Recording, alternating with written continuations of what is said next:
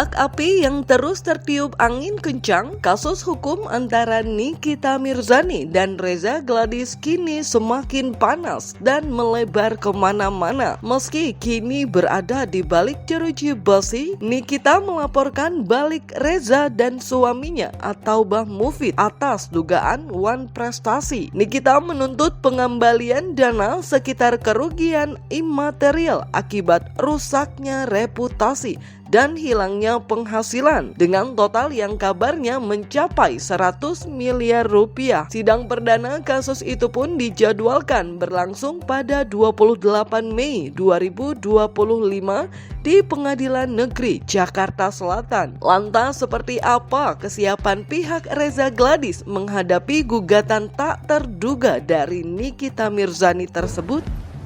Dan menyangkut masalah gugatan perdata wan prestasi yang dilakukan oleh kelompok kepada NM kepada LG, ini memang kami sudah coba pelajarin.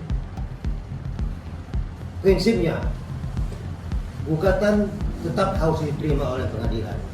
Makanya ini akan tanggal 28 kami akan menghadiri untuk persidangan awal.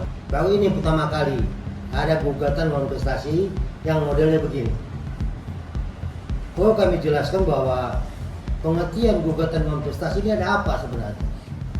Kalau kami pelajari di bekas, bahwa ini hanya modus. Karena sesuai dengan apa yang hangat saat ini, kalau ada gugatan perdata, maka pidana di stop. Itu yang selalu didengungkan. Ditunda. Jadi ada kasus perdata, maka semua pidana itu ditunda dulu sampai ada putus desam. Saya serahin aja semuanya sama lawyer aku ya. Jadi biar lawyer aku yang menjawab. Lebih lanjut, pihak Reza Gladys menegaskan bahwa uang 4 miliar rupiah yang menjadi pokok perkara masih akan diuji di persidangan untuk menentukan apakah benar ada perjanjian yang sah. Namun, mereka juga menekankan bahwa konteks pidana dalam kasus tersebut adalah permintaan uang tutup mulut yang diduga dilakukan oleh Nikita. Tim kuasa hukum Reza menyatakan bahwa mereka tetap ingin kasus pidana terkait uang tutup mulut berjalan sesuai prosedur hukum. Namun, jika Nikita Mirzani memenangkan gugatan perdata, mereka siap mengembalikan uang 4 miliar rupiah tersebut. Masalah uang 4M ini, itu kan nanti masih kita lihat di dalam persidangan seperti apa. Adakah betul ada perjanjiannya? Apakah dalam perjanjian itu sudah ditulis 4M-nya? Apa hanya disebutkan saja? Tapi yang saya katakan tadi, ini yang di LP kan dibuat laporan polisinya bukan masalah uang 4 miliar. Bukan uang 4 miliar, tapi uang tutup mulut yang diminta itu yang dipidanakan. Jadi tolong dipisah, jangan sampai uang 4M ini disangkut pautkan dengan uang tutup mulut. Kalaupun ada, seandainya betul ada 4 miliar dijanjikan, ya nanti dikasih kalau memang itu betul ada. Di perdatanya kita kasih kalau memang betul ada. Tapi untuk tutup mulutnya yang jadi permasalahan, gara-gara perjanjiannya ada tidak ada, uang tutup mulut ini di stop di kepolisian. Itu yang kita nggak mau. Tetap jalan di kepolisian uang tutup mulutnya. Kalau 4M-nya dia nanti betul bisa memenangkan perkara perdatanya, kita kasih 4M-nya, nggak ada masalah. Ini saya belum bisa menjawab ya. Nanti biar lawyer aku aja yang menjawab. Ya. Sidangnya juga belum, apa-apanya belum.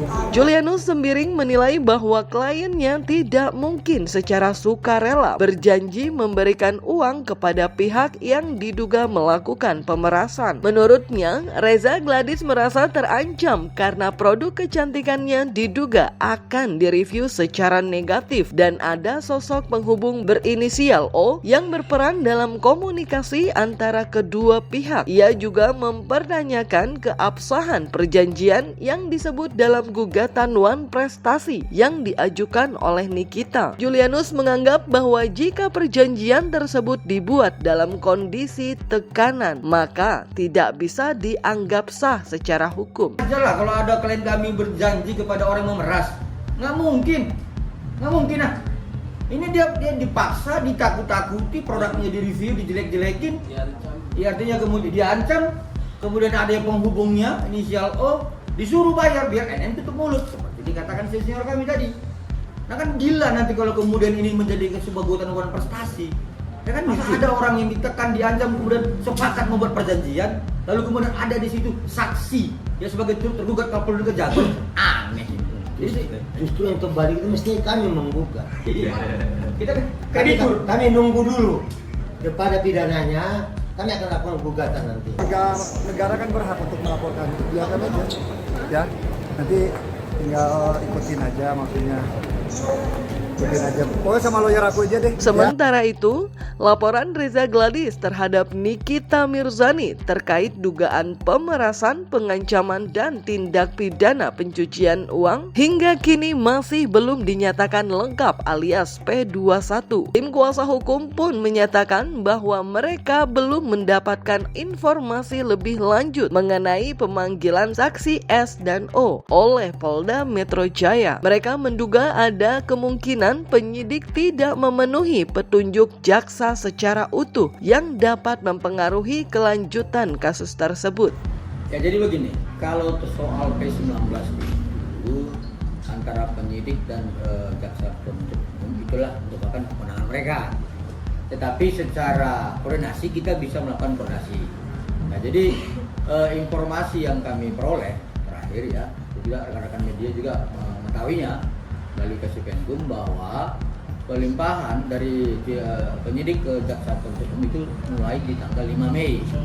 Dan kemudian untuk kelanjutannya kami belum mendapatkan informasi apapun dari yang pasti. Ya, yang pasti kami juga belum mendapatkan informasi bahwa saksi O dan saksi S sudah dipanggil oleh penyidik Polda Metro Jaya. Artinya ya kalau dugaan kami ya kembali kepada bahwa ada niat ya, dugaan kami ya kembali ada niat penyidik tidak memenuhi petunjuk jaksa secara utuh.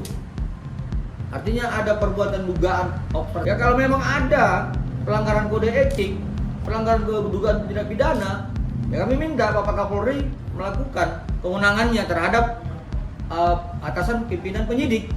Karena apa? Tidak mungkin dong penyidik bawahan itu berani melakukan tanpa seperti itu. Tim kuasa hukum Reza Gladys semakin aktif dalam upaya hukum mereka dengan menyambangi berbagai pihak terkait selama 3 hari terakhir. Selain itu, mereka juga mendesak penyidik untuk membuka hasil lab forensik dari ponsel milik 2 saksi berinisial O dan S. Keduanya diduga adalah Dr. Oki Pratama dan Dr. Detektif yang selama ini juga diharapkan pihak Reza untuk menjadi tersangka. Kegiatan kami selama 3 hari ini menyambangi Mabes Polri, yaitu menyurati Bapak Kapolri, kemudian Irwasum, lalu kemudian Divisi Propam, lalu kemudian Karawasidik, yang pada intinya adalah pertama, kami ingin terjadinya gelar perkara khusus terhadap laporan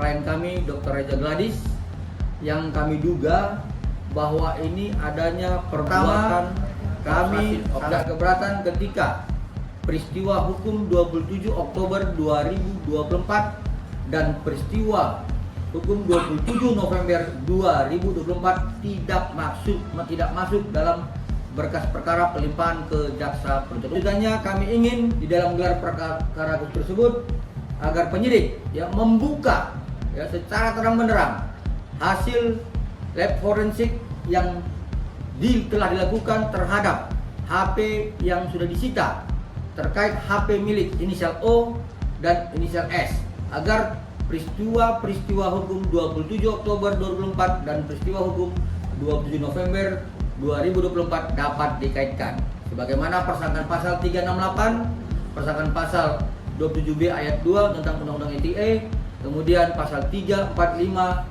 Undang-Undang. Tim kuasa hukum Reza Gladys menegaskan bahwa mereka menginginkan asas equality before the law diterapkan dalam kasus ini. Mereka merujuk pada kasus sebelumnya yang melibatkan Dr. Andreas, di mana tersangka Samira atau Doktif berhasil meminta gelar perkara khusus. Dengan dasar tersebut, mereka juga mengajukan permohonan agar gelar perkara khusus untuk Reza dapat dikabulkan. Jika permohonan tersebut ditolak, maka diduga diduga keras ada indikasi abuse of power dalam penanganan hukum. Bahwa kami ingin tentang soal azas equality before the law dapat diberlakukan kepada klien kami Dr. Reza Gladys karena sebelumnya klien kami Dr. Andreas Henry Situngkir telah dimohonkan gelar perkara khusus oleh si tersangka Samira di Polrestabes Medan, dan terlaksananya gelar perkara khusus menginginkan bahwa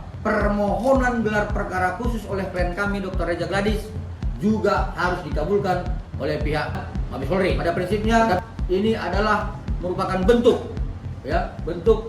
adanya perbuatan abuse of power yang mengatur hukum.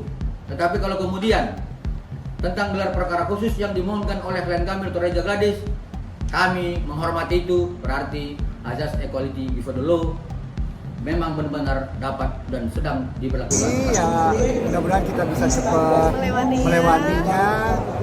Ya, mudah-mudahan kita bisa memberikan yang terbaik lah buat seluruh masyarakat Indonesia. Ya, karena masyarakat mungkin mendapatkan informasi tentang kita. Saya berharap semua brand lokal itu bersatu, bukan sesama brand lokal saling menjatuhkan, tapi yang harus kita pikirkan adalah gimana brand lokal ini bisa grow bareng-bareng tanpa harus saling menjatuhkan.